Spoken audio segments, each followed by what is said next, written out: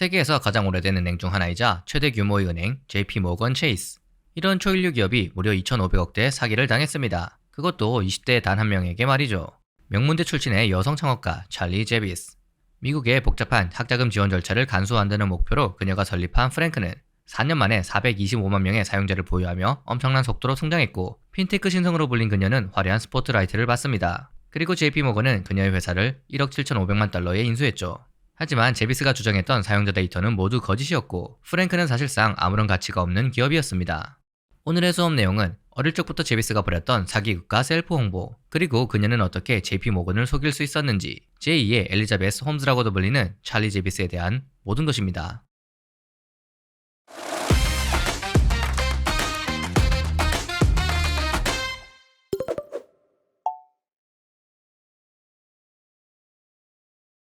뉴욕 웨스터체스트 카운티의 부유한 유대인 가정, 헤지펀드에 근무하는 아버지와 라이프 코치인 어머니 사이에서 1993년 찰리 제비스가 태어납니다. 고등학생 시절 제비스는 태국으로 여행을 갔고, 그곳에서 첫 번째 사업 아이디어를 떠올립니다. 개발도상국 사람들은 대출을 쉽게 받을 수 없다는 점을 알고, 소외된 사람들이 저금리 소액 대출을 받을 수 있는 서비스를 만들어야겠다고 생각했죠.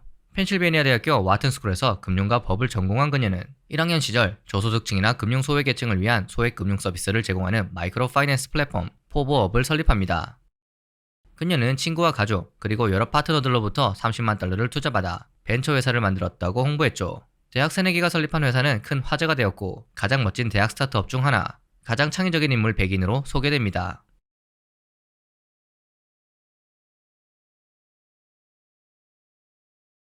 제비스의 활약은 피터 틸 재단의 눈에 띄게 됩니다. 페이팔과 팔란티어의 공동 창업자이자 벤처 투자가인 피터 틸은 대학을 중퇴하고 창업을 하는 사람에게 10만 달러를 장학금으로 주었습니다.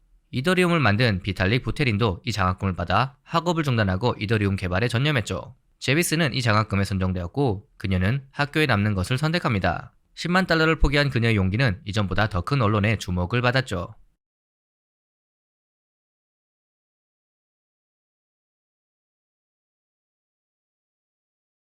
3년 만에 와튼스쿨을 졸업한 제비스는 창업을 하기로 결심합니다. 하지만 출발은 순조롭지 않았습니다. 처음에는 젊은 구직자와 일자리를 문자 메시지로 연결하는 구직 플랫폼, 이후 신용점수를 계산하는 사업을 했지만 번번이 실패했죠. 자금이 바닥나면서 직원들에게 월급도 주지 못할 정도였습니다. 그러던 그녀의 관심을 끈 아이템이 있었으니 연방학자금 지원 무료 신청서, 펩사.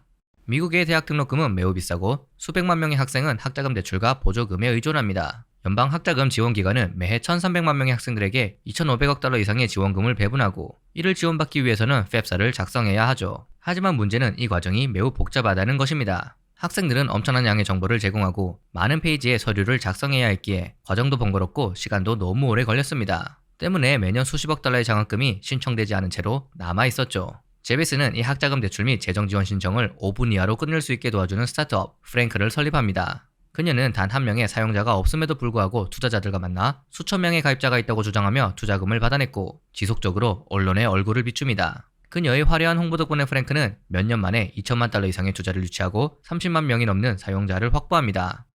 Company with Frank.org is about 2 years old. You've already helped about $7 billion in funds for higher education. And the best part is it is free for the consumer and the students that are signing up. So how does this all work? Yes, so it's totally free. That's really important to us for all students to benefit from. So a student takes a picture of their tax returns, then we do all the tax math for you. So no math errors that can put you into very complicated verification, very simple language. We take a flow that might take hours with the federal government, and most students take 4 minutes with us.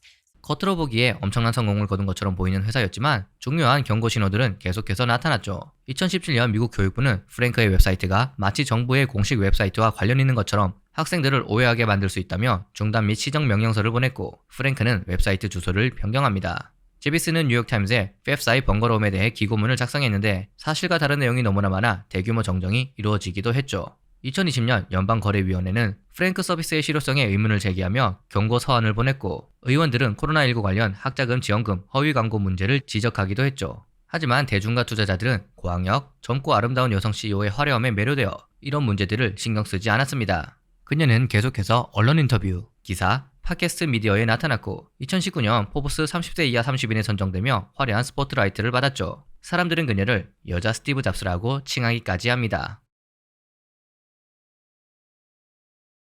프랭크는 무료로 서비스를 제공하고 있었기에 수익이 전혀 없었고 제비스가 돈을 벌 수 있는 유일한 방법은 기업을 매각하는 것 뿐이었습니다. 그리고 세계 최대 은행 JP모건이 이 미끼를 물었죠. 핀테크 기업들로부터 시장 점유율을 지키기 위해서는 은행을 젊은 세대에 맞춰 전환해야 한다고 느낀 JP모건의 CEO 제이미 다이먼은 전 세계의 작은 핀테크 스타트업들을 사들이며 인수행보를 이어나갔습니다. 그들에게 있어 425만 명의 대학생 정보가 있는 프랭크는 너무나 매력적이었습니다. 대학생은 한 번 은행 계좌를 트면 평생 주거래 계좌로 쓰는 경우가 많기 때문이죠. JP모건과 미팅 자리에서 제비스는 우리는 4년 만에 425만 명의 고객을 모았습니다. 2021년 말이면 고객 데이터는 1000만 명에 달할 것입니다. 라고 주장했죠. 몇 번의 회의를 거친 후 2021년 9월 JP모건이 1억 7,500만 달러에 프랭크를 인수하는 계약을 체결합니다. 하지만 인수가 완료되기 전 JP모건은 한 가지를 확인하고 싶었습니다. 제비스가 주장하는 425만 명의 고객 목록을 확인하는 것 말입니다. 제비스는 학생들의 개인정보 보호 때문에 데이터를 제공할 수 없다며 거부했지만 진짜 이유는 따로 있었습니다. 프랭크의 고객은 425만 명이 아니라 30만 명도 되지 않았기 때문이죠.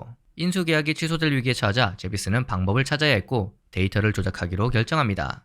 그녀는 와튼스쿨 동문이자 데이터 과학 교수로 일하고 있는 아담 카펠러에게 18,000달러를 주고 실제 사용자 데이터를 기반으로 400만 개가 넘는 가짜 고객 정보를 생성합니다. 또한 데이터 브로커들에게 10만 달러를 지불하고 420만 개의 이메일 목록을 구매한 후 가짜로 만든 고객 정보에 붙여 넣었죠. 이 데이터를 받은 JP모건은 제대로 검증을 하지 않았고 인수는 예정대로 진행됩니다. 제비스는 주식 매각 대금으로만 1,000만 달러를 받았고 JP모건에서 전무이사로 일하는 조건으로 2천만 달러의 보너스를 약속받습니다. 이 외의 보상을 합쳐 그녀는 프랭크 매각으로 총 4,500만 달러 이상을 벌어들인 것으로 추산됩니다. 인수 몇 달 후 JP모건은 프랭크의 고객 데이터 중 일부를 이용해 마케팅 이메일을 발송했고 그 결과는 참담했습니다. 이메일 전달률 28%, 개봉률 고작 1.1%, 일반적인 기준치인 전달률 99%와 개봉률 30%에 비교하면 형편없는 수치였죠. 이는 프랭크의 데이터가 사실상 가치가 없다는 것을 의미합니다. JP모건은 데이터베이스를 전수 조사하기 시작했고 실제 사용자가 30만 명 미만임을 확인합니다. 또한 제비스와 교수가 주고받은 이메일 내용도 확인했죠. JP모건은 2022년 9월 제비스를 정직 처분할 뿐만 아니라 11월 해고했으며 2023년 1월에는 웹사이트를 폐쇄한 후 1억 7,500만 달러의 인수를 전액 손실 처리합니다. 제비스를 상대로 민사소송을 제기하기도 했죠. 이에 제비스는 부당해고를 당했다며 2,800만 달러를 요구하는 반소를 제기했고 JP모건이 인수 후 성과가 부진해지자 사건을 조작하여 사기로 몰고 있으며 고객 데이터가 30만 명밖에 되지 않는 것을 이미 알고 있었지만 경쟁사 때문에 서둘러 인수를 했다고 주장합니다. 하지만 2023년 4월 그녀는 체포되었고 5월에는 공모, 통신사기, 은행사기, 증권사기 등 4개 혐의로 기소될 뿐만 아니라 SEC는 증권법 위반으로 민사소송을 제기합니다. 2025년 3월 28일 배심원단은 제비스에게 제기된 모든 혐의에 대해 유죄 판결을 냈고 2025년 8월 29일 그녀는 징역 85개월형을 선고받습니다. 또한 회사 매각과 JP모건으로부터 받은 급여 및 보너스 2,200만 달러 몰수, 프랭크 매각 대금 및 JP모건이 부담했던 법률 비용을 합해 2억 8,750만 달러 배상을 지급하라는 판결도 내려졌죠.